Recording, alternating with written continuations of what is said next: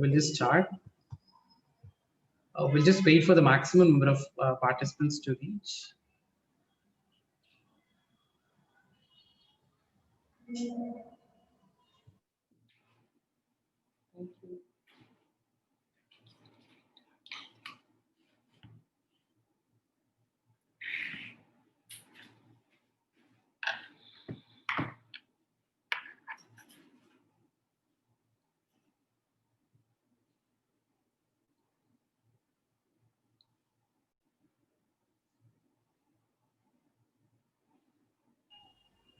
So, good morning, good afternoon, good evening to all the attendees gathered here.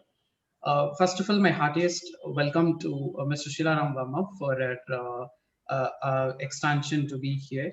And thank you, Mrs. Gana Priya, for being the moderator for today's webinar. And thank you, Mr. Inbava Jain, sir, for being the whole guidance for this webinar. So before jumping on to this whole session, I would like to just give a small introduction or a brief history of KFCRI. So COVID's Foundation Conflict Resolution International is one of the fast growing institutions globally. So we function, our program is in major three folds. One is we function as an institution, other is we function as an accreditation body, the other is a think tank. As an institution, we have our own rules for all the area of practice such as arbitration, mediation, negotiation, and even for the tribunal secretary. As an accreditation body, we train and disseminate various professionals from various diversified fields, and we help in the substantial development in the same professional fields. As a think tank, KFCRI is conducting so many webinars, so many events in its noble objective of promoting the area practice. So before I'm handing over to Mr. Inbava Jain, sir, to give the introductory remarks about our special lead panelist, I just want to give up a brief of housekeeping rules. I would request all the participants please refrain from using the chat box. And you can post all your questions now and then in the Q&A box, which is right next to the chat box. So please, over to you, sir. Thank you, Shanmugadev. Good afternoon to everyone. Today, we are happy to welcome Mrs. Sushil Ram Verma. She is a very interesting personality based out of our national capital. And interestingly, she is the founder and chief consultant of organization called the Indian Lawyer and Allied Services, which has its operations in many parts of India. It's a pan-India law firm wherein she's dealing with litigation, she's dealing with arbitration, and she's also a reputed negotiator. To further add on, she is also the president of the Child Foundation, a non-governmental organization which is very active in safeguarding the rights of child. She is also a member of the very reputed Supreme Court Bar Association as well as the Delhi High Court Bar Association. Today we all are going to hear a very interesting topic, that is the domain name dispute resolution, which is considered to be an emerging trend when it comes to all these sector-specific arbitration. And KFCRI sectors, one of the sector-specific arbitration webinar, we are very happy to invite Mrs. Sushila Ram Verma. And for another 45 to 50 minutes, we are going to hear about the very interesting topic, DNDR. Welcome, ma'am. Thank you. Thank you to the management and team of KFCI for having organized this webinar. I agree that the topic is extremely important in today's day and age, with the pandemic taking up, literally engulfing everybody's lives. So I'm very happy to be here, and I think we can begin. Thank you, ma'am. So after welcome to today's session. Yeah, Gana Prema, please go ahead. Thank you, Dev. Hello, everyone, and welcome to today's session. I'd like to extend a warm welcome to today's speaker, Mrs. Sushila Ram Verma. It's a pleasure to have you here, ma'am. I'll be moderating this domain name dispute arbitration webinar. I'm sure that the webinar will take valuable knowledge on domain name dispute arbitration. The session will give you knowledge on what is domain name, What are the legal rules and policies? Domain name dispute and how it is resolved. Thank you, ma'am, for joining us. Can we start the session, ma'am? Thank you, Ganapriya. Yes, of course, I'm ready. What is the meaning of domain name and how it is significant to today's world of business? Well, Ganapriya, to put it very simply, I would say domain name is the online identity of a person, a company, or any business entity that wants itself known in the global business or in the global scenario. It is a online, sorry, it's an online address that enables people to reach you, and it's a way of making other people aware of your business or your organization. And I would say that a domain name is an extremely important aspect of any virtual business. And in today's day and age of the pandemic crisis, it has become even more important than ever before. Ma'am, can you emphasize on the relevance and importance of domain names? Yes. In the past, domain names were things that people were using as an alternative means of doing business, but not anymore. Today, the world has shifted from the physical world to a virtual world. So I would say that the relevance of domain, which is an identity virtually, is extremely important, and it can't even be defined regarding the importance, because with this domain name today you can reach anyone in any corner of the earth. I might be doing work in India, but I have clients from New Zealand to the US, so I'm able to reach out to a very wide variety of people and clients only because I have a domain name which gives me a recognition and gives my firm a recognition across the globe. Valuable information on what is domain name, and you have pointed out that it is an online identity. So can you brief on how the domain names are registered? Well, the process is very simple. There is a body which is called an registrar. Now, internationally, the most important registrar is a body called ICANN, which is an acronym for International Corporation for Assigned Names and Numbers. ICANN has formulated an international level domain policy, which is known as Uniform Domain Name Dispute Resolution Policy, or better known as UDRP. So this is probably the primary organization across the globe that is very well known for registration of domain names. So any person who is interested in getting a particular domain name registered can approach ICANN if they so choose to. Other than ICANN, there are bodies in every country that plays a similar role to ICANN and has a similar dispute resolution process. Now, taking the example of India, I would say that in India, under the Department of Telecommunications and Telecommunications, we have an organization called National Internet Exchange of India. This, in short, is known as NIXI. Now, NIXI has set up an IN registry which registers the domain names of people, entities, companies, etc. in India.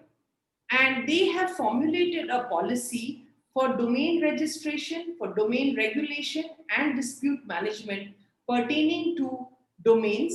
And this policy is called the IN Dispute Resolution Policy. So this forms the bedrock of deciding disputes between parties, and we will get into it a little later. Another very important thing that I forgot to mention is domain names are given on a first name, first come, serve basis, it's not as if, even if you've got a business running for say 20 years and you're using a particular name, if you have, and somebody else approaches the registrar for registration of a similar name, the domain name will be given to the person who has first approached the registrar and not to the one who has been existing, say, for the last 20 years. This is probably the reason why domain disputes arise. Thank you, ma'am. What are the types of domain name that are currently prevalent? Well, currently there are domain names which are called second level domain names. That is, if you have a particular name, say www.theindianlawyer.in, the second level domain name will be the Indian Lawyer.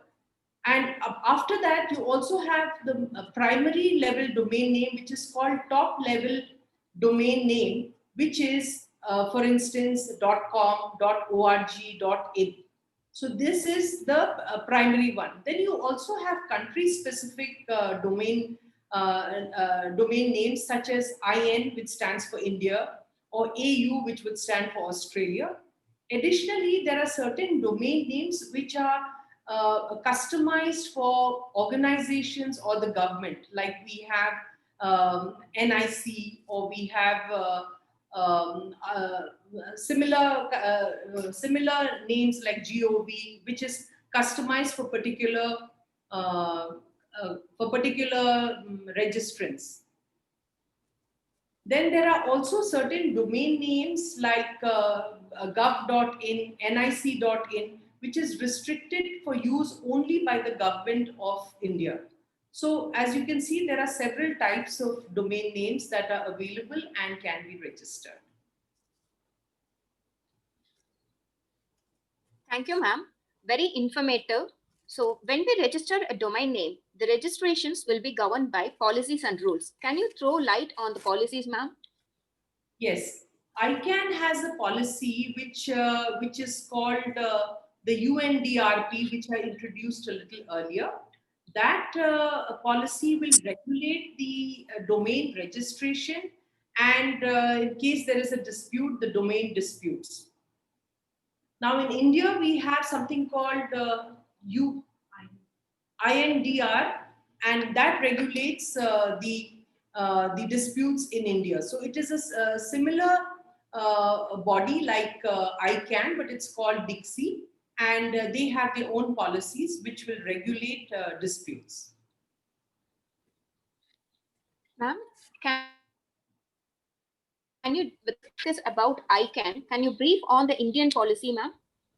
Yes, the Indian policy is called Indian Dispute Resolution Policy. In short, it's called INDRP, and it governs all domain names, their registrations, their regulations, and most importantly, in case there's a dispute, the dispute redressal process in India. Now we have discussed about the ICANN and the INDRP policy. Can you bring out the differences between the INDRP and UDRP policy, ma'am? Yes. The in dispute resolution policy, which is INDRP, restricts domain dispute resolution to only one arbitrator, whereas the international policy, which is UDRP, allows a complainant to have more than one arbitrator to decide the dispute. In under the Indian dispute resolution policy, you can go for resolution of one issue at a time, whereas under the international, you can take up several issues in one particular policy.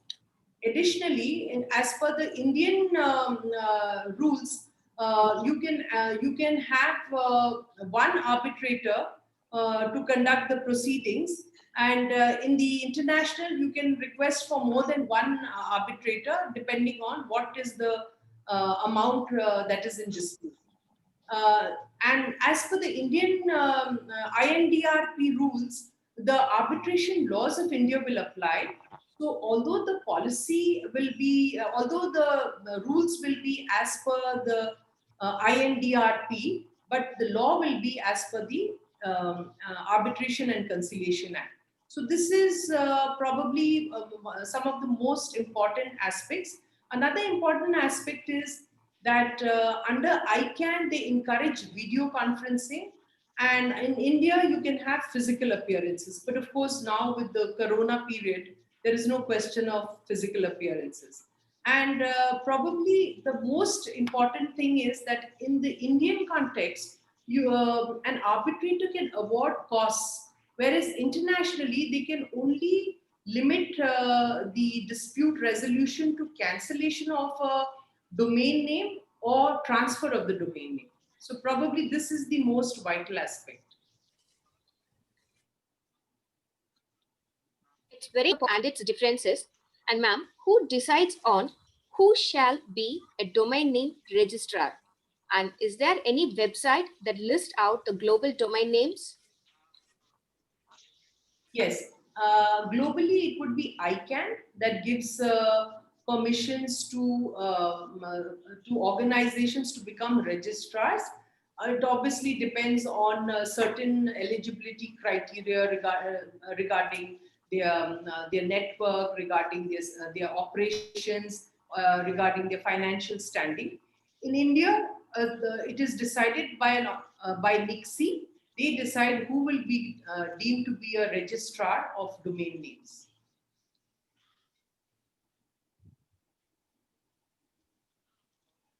Can you say about the websites that list out the global domains? Well, there are several websites that register or that list out global names. One of them, I think, currently the Registration Data Access Protocol, or the RDP-AP, is supposed to be the best repository of domain names across the world.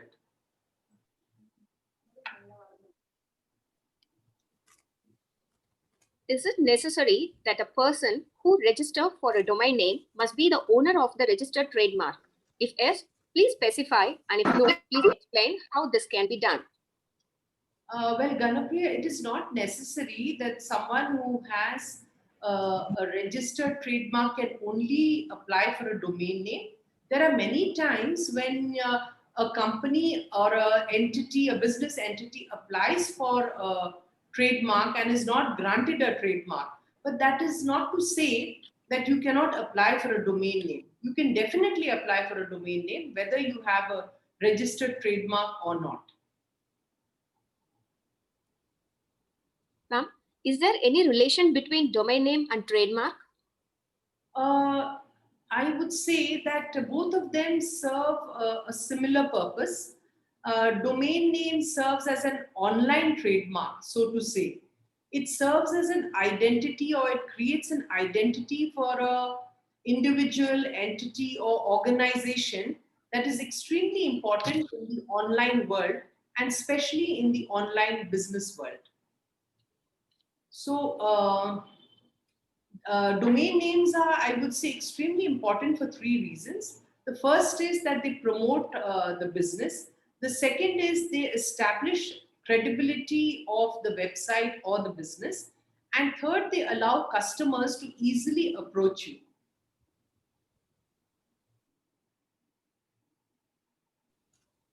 That's a lot of information on trademark and its relation with the domain name. Is it correct that a trademark is country specific? Yes, trademarks are country specific, and when one applies, one can apply in a particular country. But with some changes in the ICANN policy, one can also apply for a trademark in several countries on the basis of one application. That is now allowed. If a trademark is not registered, what right does a person have on a domain name?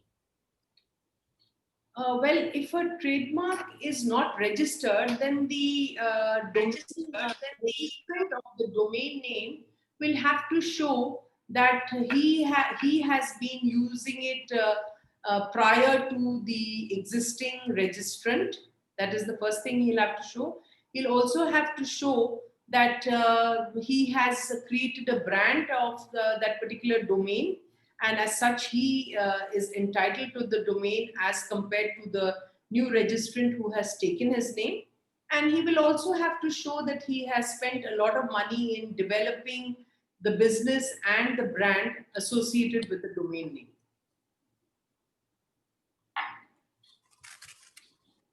So far, we have talked about domain name, the registrar, trademark, the relations, and what is deemed to be a domain name dispute and who can decide on a domain name dispute. A domain name dispute would be a dispute pertaining to protection of one's domain. Generally, a domain name dispute would arise if somebody tries to take your domain name or tries to take a similar domain name and misuse your particular brand or your name. Or secondly, it tries to divert the traffic from your particular website to the existing domain name that has been registered. And thirdly, it could also be something pertaining to where you have taken a domain name just for nuisance value, just to act as a competitor, just to harm the business of another.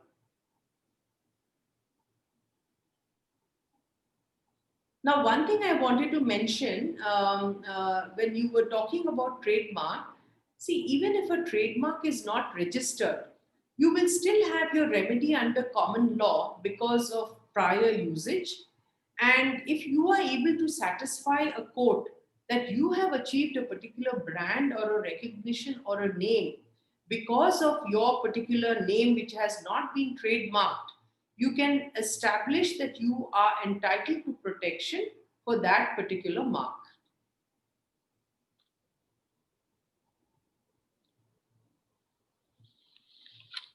Ma'am, so far we have talked about the domain names and the types of misuse, how the domain names are misused. So when a complainant has raised a complaint, the other person, the wrongdoer, he will definitely take a defense. So what is the defense that a cyber squatter can take? Well, actually, before we get into that, I would like to say that a domain name is misused if the domain name taken by the second person, that is the registrant, who has not been using it, is taken for causing confusion in the minds of customers regarding the product of the first registrant or the first user. And it is also used to divert the traffic or his business or harm his reputation. So generally, there are cyber squatting is something. Cyber squatting is when a particular registrant registers a domain name with the intention of profiteering by the said name. He may not take it to use it for himself. He may just take it and sit and wait for the original registrant to approach him and then try and take that particular name. For instance, suppose it's kfci.in. There might be a cyber squatter who would have bought kfci.com and he would wait for you to approach him so that you can buy kfci.com from him at a much higher price and enable him to make some profit. Or he might even sell it to a third party who is a competitor for KFCI in order to create confusion in the mind of users or members of KFCI and thereby divert the business and the traffic that KFCI can expect. Now, cyber squatting is, there are 4 types of cyber squatting. One would be cyber squatting, which I have just explained to you. The second would be a cyber parasite. A cyber parasite is someone, a registrant who takes a domain name which is similar to an existing well-known name. For instance, if there is a name called Nike.com and somebody applies for Nike with a double E.com, then he would be a cyber parasite because he would want to sell his products on the name of and the basis of the first brand, which is very famous and very well known. So this would be a cyber parasite. over and above that, there is something called cyber twins. In cyber twins, it is a possibility that two domains would have a similar name, but they would not want to hurt each other or harm each other. It is just that because they have used an acronym, they accidentally have the same domain name. And lastly would be what is known as domain name hijacking, which is purchase of a domain name in bad faith with the intention of only controlling the domain name of another for whatever ulterior motives, and not possibly profiteering himself, but harming the business of the other. Okay. Ma'am, can you brief us on the defenses that is taken by the cyber squatter, like the extraterritorial and the fair use, what you have mentioned earlier? Can you brief us on that a little more? Ma'am, Repeat your question. What are you saying? the defense available to a cyber squatter. Well, a cyber squatter would be the defenses he would have would be that I have been using it prior to the complainant, that he has been using it in good faith and not in bad faith, and that he is not using or harming the domain of an existing domain or brand name of an existing domain. These are the particular pleas that he can have. He can also try and show that he has a business with that particular domain name much prior to what the complainant had. Thank you, ma'am. And we have some interesting information on the slides you have given to us. Would you like to brief on this case laws, this interesting case laws, ma'am? Yes, the case laws will speak for itself. For instance, in Starbucks,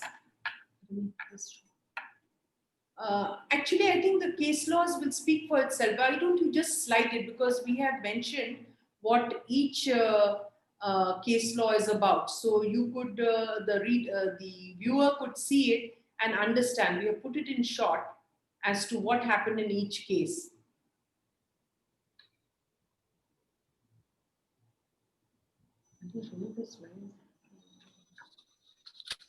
Now, before we go there, I wanted to just be clear on one thing, which I felt was important, because we are on domain name dispute resolution.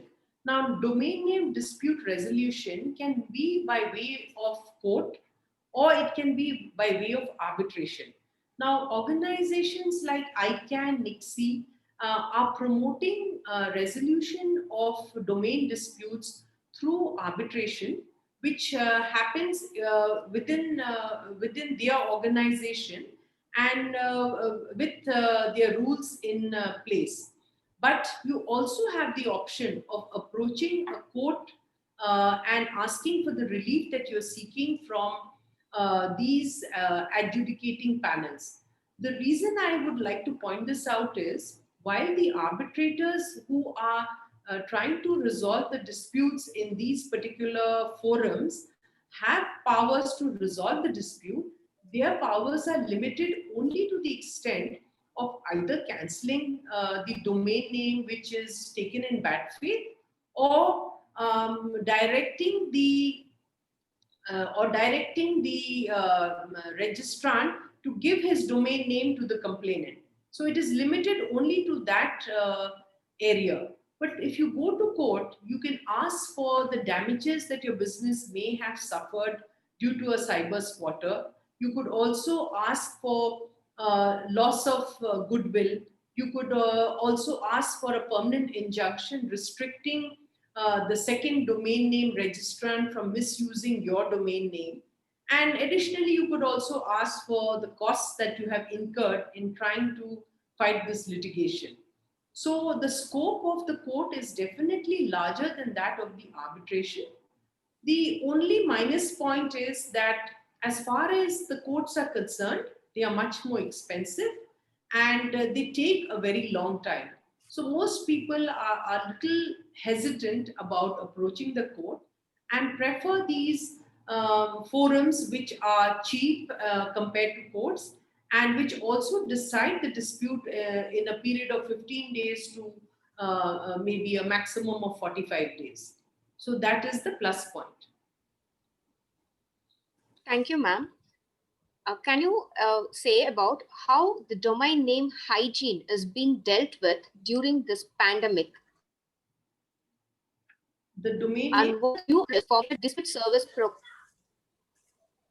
can you repeat what you're asking? how is the domain name hygiene is being dealt during this pandemic?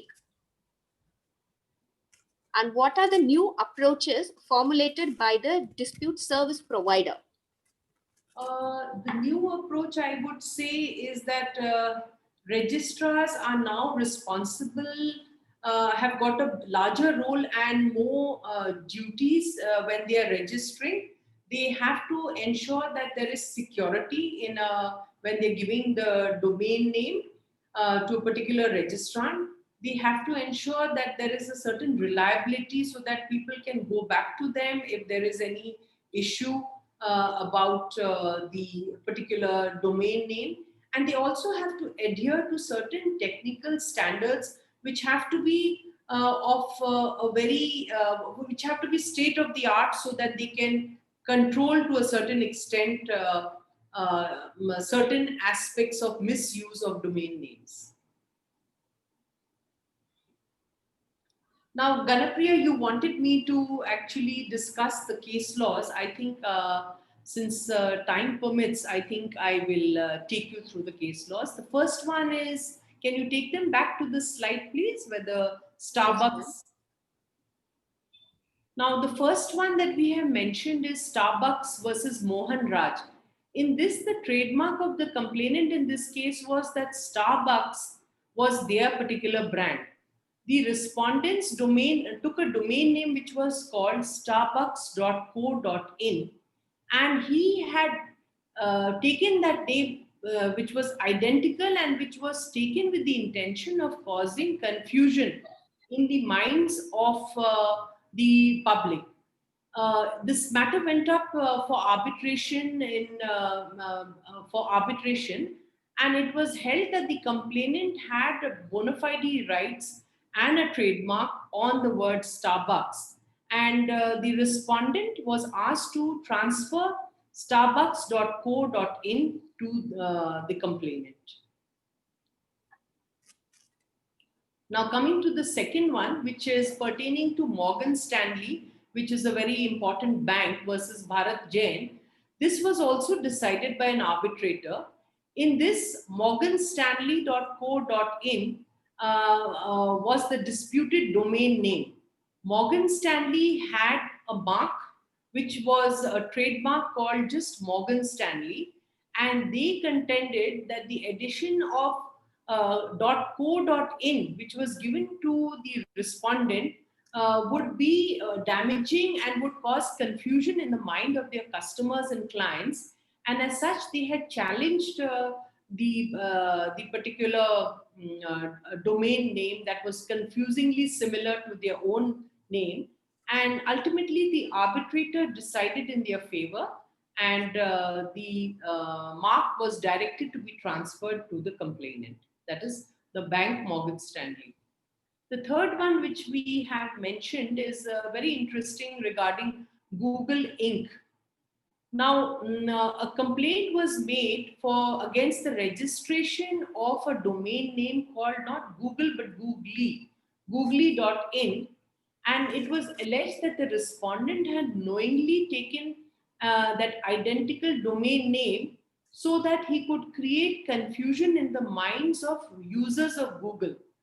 Obviously, Google approached approached an arbitrator for cancellation of this particular domain name, as it was identical and confusing, and they were successful, and the arbitrator allowed the Google.com to take this particular name. So the name was transferred to Google.com. So these are the three important cases that we have mentioned in our slide. And now, is there any further questions? Ma'am, can we take questions from the viewers, ma'am? Certainly, certainly. Thank you, ma'am. Yes. Mr. Venkateshan Ramakrishnan, he has asked, in real life scenario, what kind of dispute arises? Well, in real life, like I said, the most common dispute would definitely be cyber squatting. It happens all the time. There's a famous brand, like in that McDonald's case. McDonald's is a very famous brand. A man called McDonald took a domain name called McDonald.com. There was some variation. And he fought the case, and ultimately, surprisingly, he actually won that case because he claimed that the domain he had taken was as per his name and it was not taken in bad faith. But in most cases, it is taken in bad faith. It is taken only with the intention that one day the user of the registered trademark or the brand will approach the cyber squatter and buy the same brand at maybe 20 times the cost or maybe even 100 times the cost because it has become a recognized brand. Thank you, ma'am. There is another one question. He has asked, if a domain name dispute has arisen, for resolving the dispute, who has an authority to arbitrate? Who has an authority to? To appoint the arbitrator. Well, the complainant will approach either the organizations like ICANN or NICSI if it's in India. So when the complainant approaches, the complainant has the right to appoint the arbitrators. He decides how many arbitrators he wants, and in most cases, he even has to pay if he is doing it right. In most cases, he even has to pay for the arbitration fees. Ganapriya, there's one thing I wanted people to know, that in these organizations like ICANN and NICSI, they have also introduced a way of settling matters through mediation. So if two parties are actually having a dispute which is being decided, which has to be decided by ICANN or by NICSI, and the arbitrators feel that there is a possibility of settling the dispute, then they encourage mediation and one can sit across the table and decide how to resolve the matter. Thank you, ma'am. There is another one question regarding the resale of domain name. He has asked whether the resale is illegal. If it is illegal, is there any provision which proves that? Well, if it is, see, in some cases it's legal, in some cases it's not illegal, it's not legal. Now, in the case of McDonald, that gentleman said, McDonald is my name. So how can you say I can't take a domain name McDonald, right? So, but I would say it is illegal when you are taking it with the intention of being a cyber squatter. That is, you've taken it and you're waiting and watching to see whether the person who has the brand will approach you or whether some of the competitors will approach you, or maybe someone who is making counterfeit or second quality goods with a similar name will approach you. So in such a case, it is definitely illegal.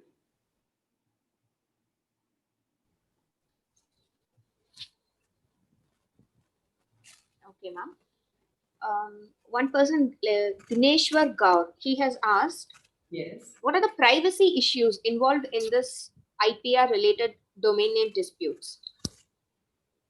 Well, the privacy issues that we are looking at is basically that whatever domain name you take should not breach or should not harm an existing domain name, or existing, more than a domain name, I would say an existing brand name. So that is where the issues will come. That it should not be in bad faith and it should not harm a brand or a particular, the reputation of a domain name holder.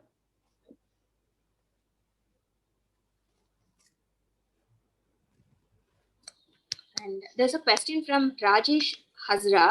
He has asked, domain name dispute can only be resolved through arbitration or court also? Yes, domain name disputes can be resolved through arbitration, through court. The process of arbitration is much faster. And if you do it through the organizations like ICANN or NICSI, it will also work out to be much more reasonable in terms of costs of arbitration. Thank you, ma'am. A question from: can a dispute regarding domain name be directly taken to an arbitral tribunal without issuance of a notice? No, in civil law, if you want to take any action against any party who you feel has taken away your rights, you definitely have to put them on notice. So whether it's an arbitration, whether it's a court matter, it doesn't matter. You have to first send out a notice and see whether how the other side responds, because many a times and many matters are settled without really fighting out a litigation. Of late, there is a law called the Commercial Courts Act, in which the law says it has become mandatory that before you approach the court, you have to sit in a mediation process and you have to try and resolve your dispute. It is only if you have failed in the mediation process that you can go to court. Shouldn't the conclusion? In Googly.com case, how Yes. arbitration happened without there being no such argument between parties? I think he's trying to ask, like, when the parties are not getting into an argument, something, how the dispute has been settled. So Ma'am, I think additionally to Ganapriya, I'll just try to put that question. In Google versus Googly case, how arbitration happened without there being any agreement between the parties? Okay. Now, when you go for registration, I've understood the question. When you go for registration and you get the domain name registered through the registrar, there is a contract which is entered into between the registrar and the registrant, that is the domain holder. So that particular contract talks about third party rights and talks about dispute resolution and etc. And as such, a third party can be sued for using a similar name or for trying to misuse a existing domain name which has become famous. So in this case also the same thing must have happened. Although the person holding googly.com may not have been a party to the contract, but because but when he took the domain name, he agreed to be bound by the terms and conditions of the contract between the registrar where he got googly.com and himself, pertaining to third parties.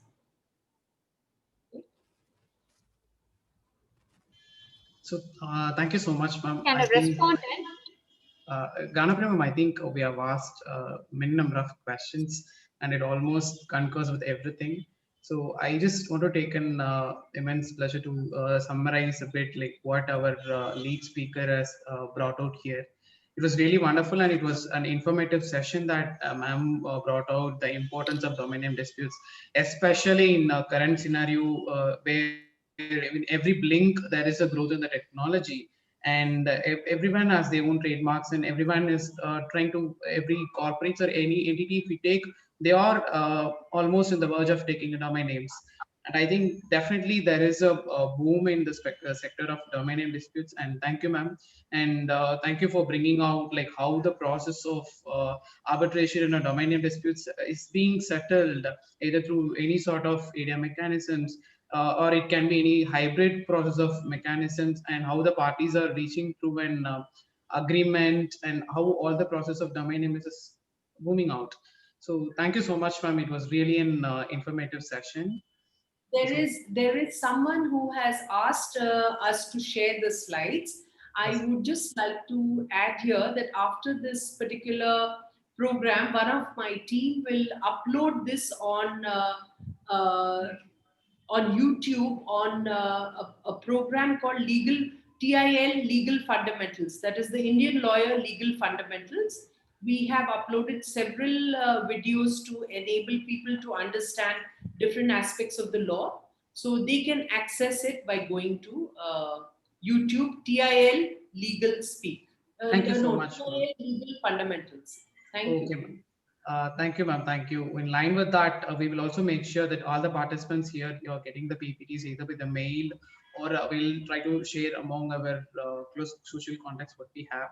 So thank you for this wonderful slide event, ma'am. And I would request Mr. Indojin sir to give few concluding remarks. Uh, thank you, Shanmugh.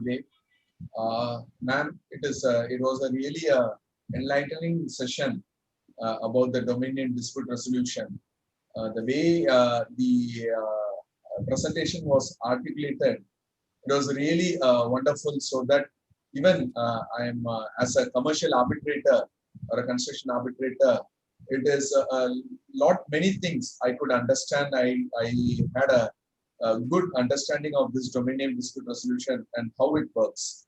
To more particularly, the three case laws, what has been highlighted, gives a nation understanding, because when the domain name was actually started in India, there were two common top level domains, that is the country level and the generic level top level domains. Those days, I think hardly 6 or 7 were the generic level top level domains. And when it comes to the creation of the initial period of NICSI, we found that the scope of practitioners and particularly arbitration practitioners in this dominion dispute was very, very, very limited.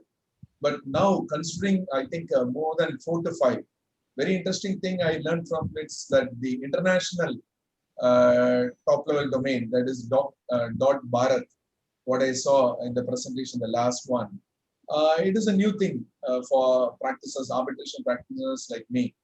I think this would be a good takeaway for us to seriously consider that this is one sector wherein arbitrators and arbitration councils have a great opportunity, and for law students, they will have a good opportunity, career opportunity for them to explore. I think these are some comments I wanted to share looking into the presentation. And I'm very happy and thankful that you're kind enough to share this entire presentation through a YouTube platform, so that it is not only confined to the participants wherein we reached, it is also good for participants and really interested people who happen to be in a different arena and diversified professionals. Thank you, ma'am. Thank you. It's been a pleasure, and I look forward to meeting you all again. Thank you. So thank you, ma'am. So for Thank the, Thank you, ma'am. thank you, Ganapriya, for this wonderful session. And once again, I extend my heartiest thanks to the lead speaker, Ms. Sushila Ramvarma, for your wonderful presentation and for a good show. And for the benefit of all the students and the participants here, I just want to give a nice update that KFCRA, along with Satyabama School of Law, is conducting a webinar jointly in collaboration on coming 15th of this month. So it is more going to be in mixed personality kind of presentations. We are invited so much speakers all around the globe from all parts of the directions, you can say. So the speakers involved, like I take very immense pleasure to declare the speakers list, such as Dr. Christopher Tu from Hong Kong, and Mr. Ramesh Alvarat sir from Singapore, Mr. Muthapari Ganeshan sir from London, and from Mr. Ben Girata from London, and Dr. Kapil Tukal and Dr. Rekha Rangachari from New York. They are all going to enlighten us on coming 15th of this month. So this webinar is going to be more of a joint collaboration along with the Satyabama School of Law. The invitation and other thing will be definitely reached via all the social contacts we have. And all the unanswered questions and the feedback will definitely be answered to you You can even mail to us if you want some questions to be answered. We'll approach our lead speaker, Mr. Sushilaram Verma, to answer that, and we'll get back to you. So thank you so much. Thank you all for your kind attention and listening. Thank you. Thank you.